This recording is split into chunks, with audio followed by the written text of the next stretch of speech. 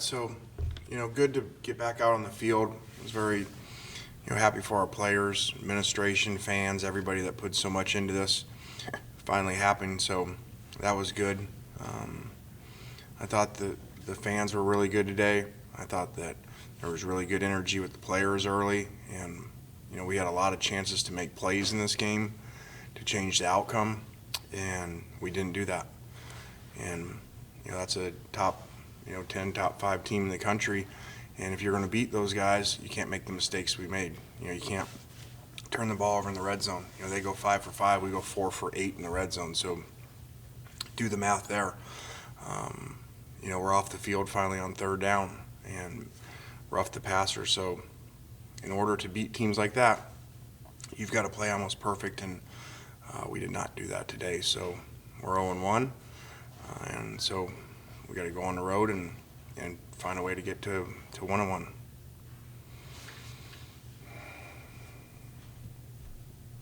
Nick, go ahead. Lane, it just seems like that connection between Matt and Elijah was really working today. What did you like about that connection in this matchup, and how have you seen that chemistry develop over this offseason? Well, I thought Elijah, is really special from looking at film last year and then getting to work with him. When I first, met him after watching, said, hey, you got to work harder than anybody in the country because, you're going to shatter the school record for most catches in a year. We've done that at every place we've been, and had he had a full schedule this year, as you saw from today, I think he would have done that. And, so it would be a lot harder, obviously, with 10 conference games and no non-conference games, but he's a special player.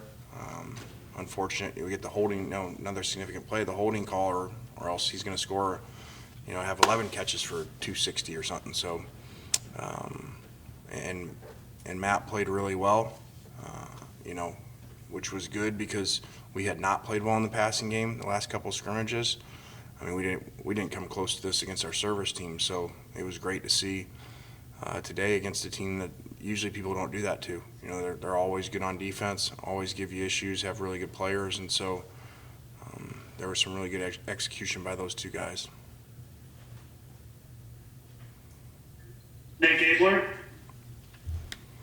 Coach, I guess the counter to that is Trask goes for 450. They have 600 yards of offense. What did he do so well? And I guess how do you guys kind of shore up that passing game on the defensive side moving forward? You got any answers?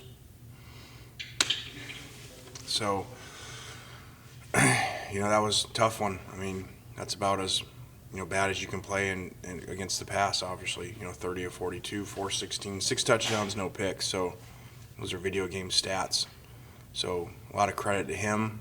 The tight end was unbelievable. 2 of the touchdowns he's double covered on the call.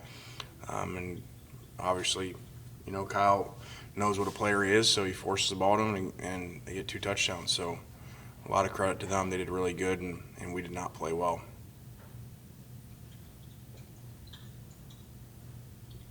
Joe Cook? Yeah, Coach Kiffin, what are you most encouraged about going forward?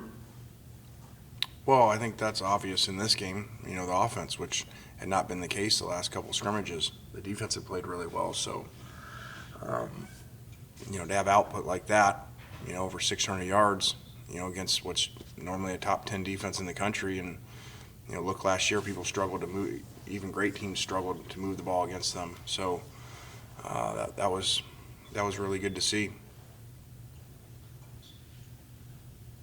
James? Lane, you had sparing use of Plumlee and limited use of that 2 quarterback set that you were running in the beginning of the game. What adjustments do you kind of plan to make to your quarterback rotation and that kind of 2 quarterback set we saw at the beginning for next week? Well, I think that, we probably would have seen more of John. We did that early to give them problems and make them, what we call burn chalk, so they've got to figure out, how to play every defense against that with 2 guys in, and sometimes one was a quarterback, sometimes the other one was the quarterback. So, and then with Matt playing so well and being behind, then, we kind of went solely with Matt there. But I think, had had Matt not been playing so well in the passing game and us being behind, you would have seen more of John. Parrish?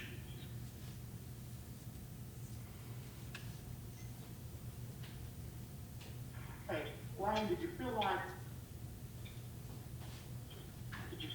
you guys lost some momentum there when you went 3 and out after falling behind 21-14? What did that do to you guys offensively? I think if I recall, that might have been like the 3rd and 1.5 that we did not make, which was a big game changer. That we had a couple 3rd and 1s, 3rd and 2s that we didn't make. We actually made some 3rd and longs. And so, but I think the biggest momentum changer, was the roughing the passer.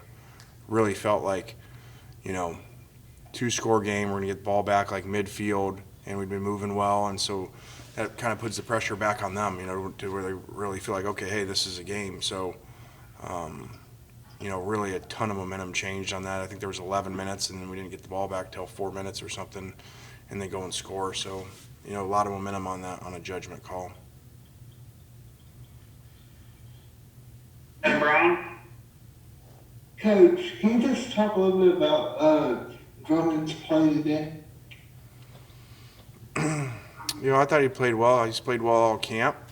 2 big touchdowns. So, I thought he did well. Nick? 2 quick ones here. One, did you get an explanation from the referees on that roughing the passer call? And 2, it looked like Kenny Yeboah kind of got hurt a little bit on that last drive. Do you have any status on him? I do not on Kenny yet. I did ask the referee. He said that he drove him into the ground too hard. So, big play.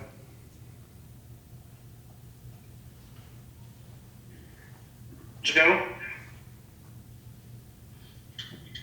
Yeah, Coach, I was wondering from your perspective, I know you were so focused on the game, but maybe even pregame or postgame, what can you comment about just the atmosphere of the stadium? Limited fans, but, fans that were here were encouraged. What you get a sense of just the atmosphere for today?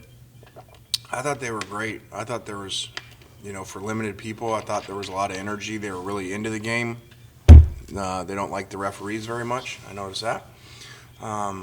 So I thought the fans were great. Nick Gabler?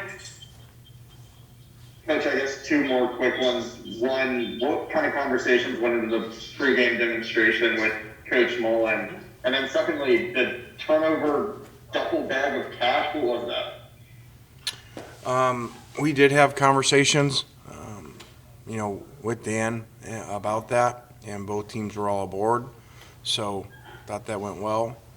And, we have 2 things. We have, a turnover bag, and we have a touchdown chain. So we let the players pick things out and, do whatever they want. And we have time for one more question from Tyler. Hey, Coach. I was just wondering how you would describe your team's effort today against Florida.